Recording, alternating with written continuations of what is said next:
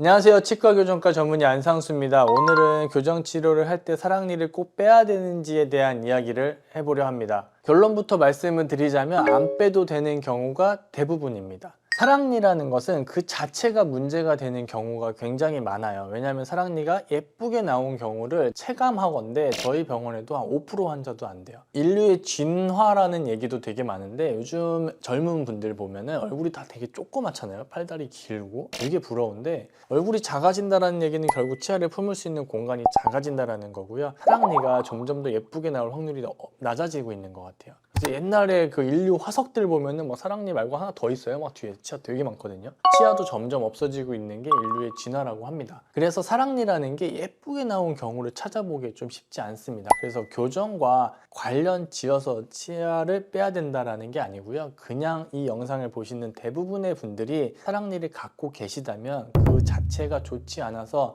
빼는 경우가 많기는 많아요. 그래서 우리가 치아 교정을 할 때 사랑니가 방해가 되고 치아 교정할 때 이게 꼭 필요해서 뺀다라기보다는 그냥 저는 이렇게 보면서 환자분 사랑니는 빼는 게 좋은 상태입니다 이렇게 설명을 드리는 거예요. 그렇기 때문에 치아 교정을 하려면 사랑니를 빼야 된다는 아닌 거죠. 자, 그리고 교정 치료를 하는데 예를 들면 돌출입 때문에 교정 치료를 하러 왔어요. 그래서 이를 빼고 치아를 집어 넣는 교정 치료를 하시는 분들이 많거든요. 그런 분들은 치아가 뒤로 들어가는 게 메인이긴 하지만 뒤에 치아들은 약간 앞으로 나오는 힘을 받게 돼요. 그러면 그 어금니보다 더 뒤에 있는 사랑니는 우리 교정 치료랑은 전혀 관련이 없겠죠. 그래서 그런 분들은 사랑니가 아무리 나쁘게 나와 있고 뭐 매복이 돼 있고 너무 심하게 돼 있다 하더라도 교정 치료 때문에 사랑니를 빼야 돼요는 아무 관련이 없게 되는 거죠. 관련이 없는데도 사랑니를 빼는 게 좋다고 아까도부터 계속 말씀을 드리고 있는데 이런 경우라면 교정치료 전에 빼셔도 되고요. 중간에 빼셔도 되고요. 교정치료가 다 끝나고 빼셔도 상관이 없는 거예요. 안 빼셔도 교정치료를 하는 제 입장에서는 아무 관련이 없는 거고요.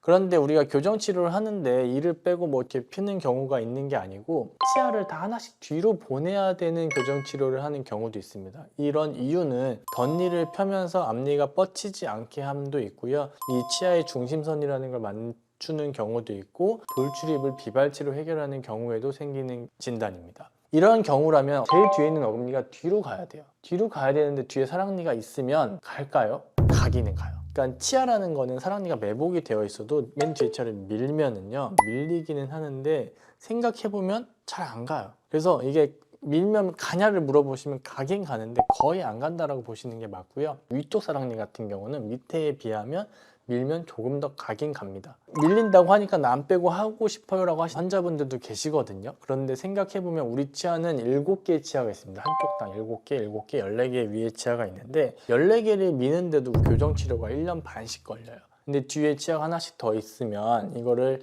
16개를 밀다 보면은 그 시간이 똑같은 결과를 얻는데 뭐 2년, 2년 반이 걸릴 수도 있어요. 그래서 환자분들이 사랑니를 꼭 빼야지 교정을 할 수 있냐를 물어봤을 때 물론 꼭 빼야지만 교정하시는 분들도 계시기는 해요. 근데 그 비율이 제가 체감을 하건대 한 20%가 채 안 되거든요. 그럼 나머지 80% 이상의 환자분들은 사랑니 자체가 교정과 큰 관련은 없다라고 보시면 돼요. 그냥 사랑니 자체가 안 좋아서 뺀다라고 생각을 하시면 됩니다. 자, 그럼 사랑니를 뺀다라고 생각했을 때 이걸 도대체 언제 빼야 되는지를 아마 고민하실 거예요. 매복된 사랑니, 좀 빼기 어려운 걸 가정해서 설명을 드리겠습니다. 사람의 뼈는요, 나이를 들수록 점점 딱딱해져요. 10대는 뼈가 딱딱하지가 않습니다. 약간 탄성도 있고요. 좀 무르다고 생각하시면 돼요. 그렇기 때문에 원장님들이 수술하러 들어갔을 때 잇몸을 째고 이렇게 뼈를 깎거든요. 그때 그냥 슥슥 갈려요. 그러면은 쓱 빠지죠. 그리고 치아를 감싸고 있는 조직 자체도 말랑말랑하다라고 보시면 돼서 그냥 쑥 빠진다고 보시면 되는데 나이를 20대,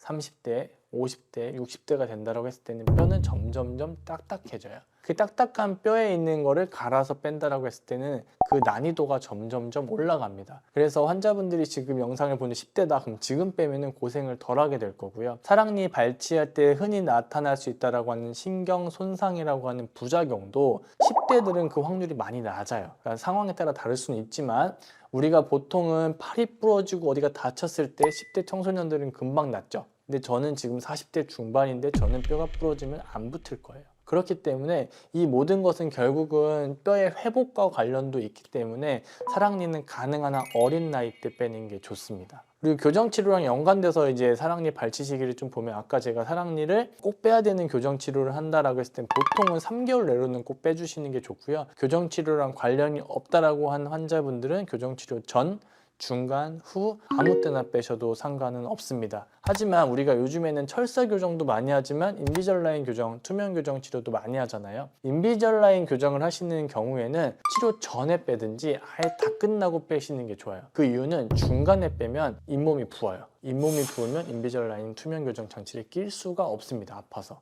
그래서 문제가 생기는 경우가 실제로 몇 번 봤어요. 그렇기 때문에 환자분들이 한번 사랑니가 있다라고 하면 이걸 빼야 된다는 얘기를 들었다고 하면은 교정치료를 하고 있는 분, 계획하고 있는 분, 그리고 교정치료랑 관계없이 사랑니를 뺄 계획이 있으신 분들은 오늘 영상을 보시고 시기 같은 걸 한번 생각해 보신 다음에 가능한 한 빨리 빼시는 게 그냥 회복이 더 잘 되고 덜 고생하실 거예요. 오늘은 제가 뭐 사랑니를 직접 빼는 원장은 아니지만 교정치료 하는 입장에서 사랑니를 굉장히 많이 의뢰하고 있거든요. 그래서 환자분들과 사랑니 이야기를 많이 하고 있습니다.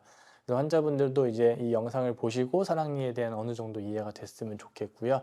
영상을 보시고 궁금한 거 있으면 댓글 달아주시고 저는 다음번에 더 좋은 영상으로 찾아오겠습니다. 감사합니다.